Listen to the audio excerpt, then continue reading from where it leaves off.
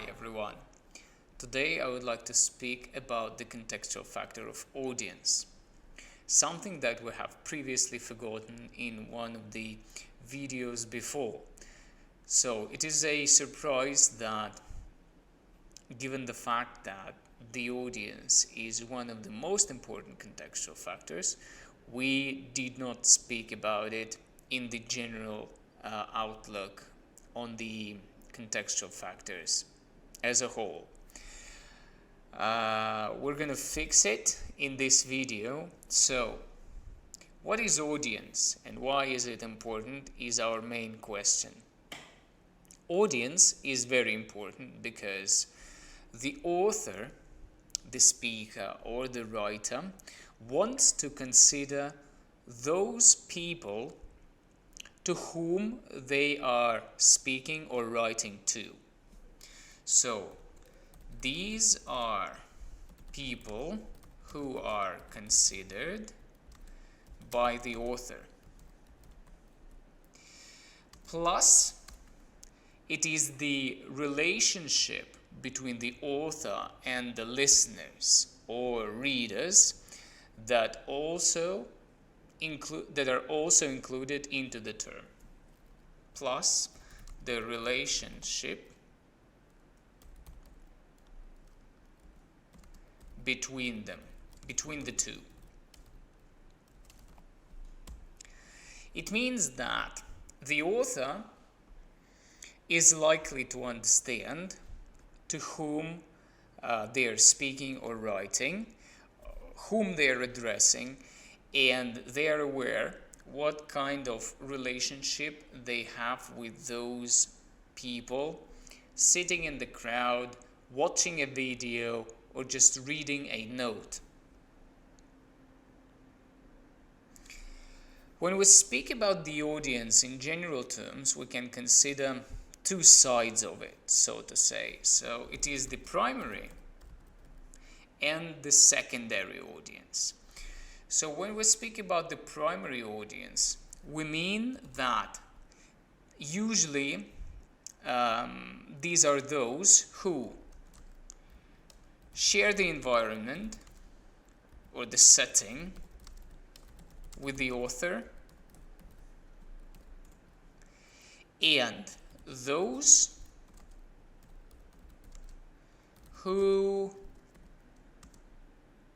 regularly communicate or watch or read the author. So those who communicate with the author on a regular basis. So these are not random people. These are those who are interested in the persona, those who are interested in the topic, or just those who are somehow related to the author. And thus, the author considers them in the first place. Okay? So, the author may share some background knowledge with them too.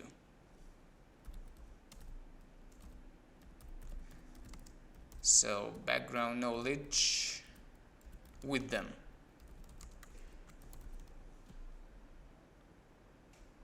What does it mean? An example may be very simple. So, if we consider a blogger, and bloggers do communicate a lot with their audience, either directly or indirectly, in order to sustain the level of involvement and in order to address some things and ideas, points that are remembered by both the writer and the audience. The authors may address the previous topics, the memes, the suggestions, something that was shared before and remembered by the audience. And what's the purpose of this? It is done to establish rapport. So, this rapport is important because it makes the communication two-sided. Not one-sided, me telling you, but also me telling you and you giving me feedback, a response. So this is the primary audience. When we speak about the secondary audience, we consider those who are not regular, who may not be familiar, who may not be interested in the person speaking or writing. Those who may not be familiar with the author, meaning that they are not regular readers or listeners. The second point is that the author may still consider those who are not regular, say on his podcast, listeners to their podcast. But in order to expand the number of those who are interested, who may then in the future become the primary audience, the regular listeners, the author may want to consider those random people. So the author may still address them and do it in a more general way. So the author may address them in a general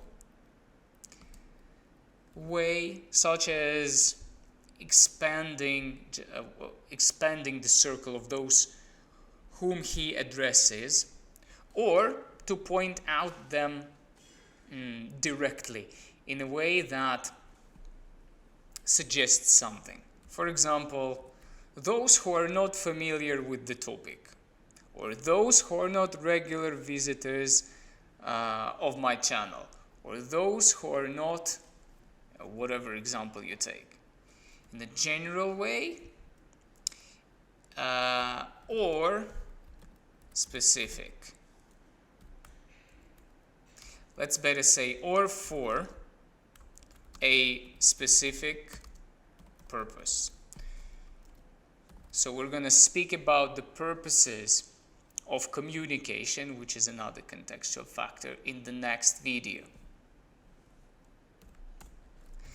And the author wants to address, or may want to address, the secondary audience in a simpler way.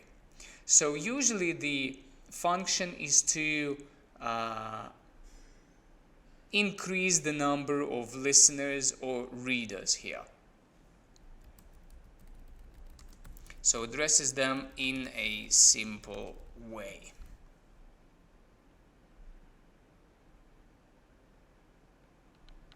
When we speak about both audiences, it is important to understand that primarily the audience is related to the purpose. Why does the author addresses them? What do they want to achieve?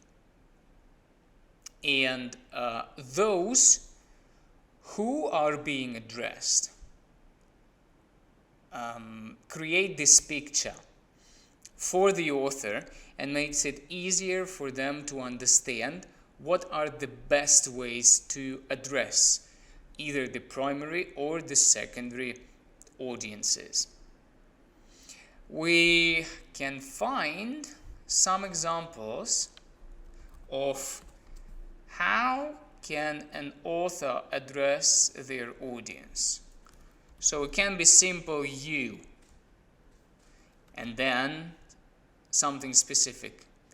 You who watch me a lot, for example. It can be those unaware, for example.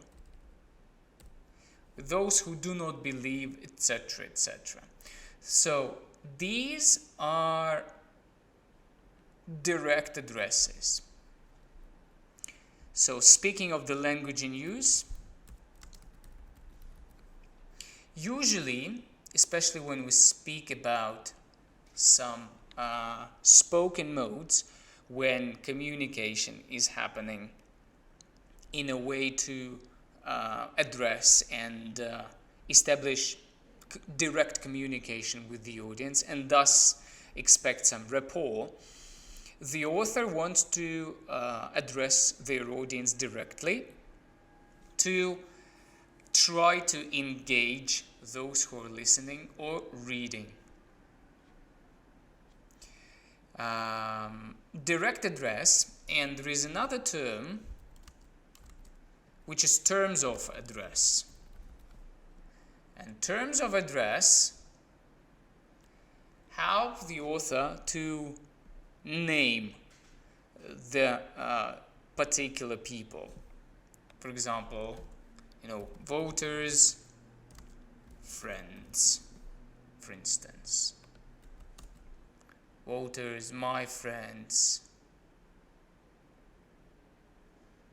Let's have it here. Right. I think that is it for a short note on the audience. Thank you very much for your attention, and I hope you find this video useful. If there is something missing or worthy of being mentioned, please note it down in the comment section below, and I see you in the next one. Bye-bye.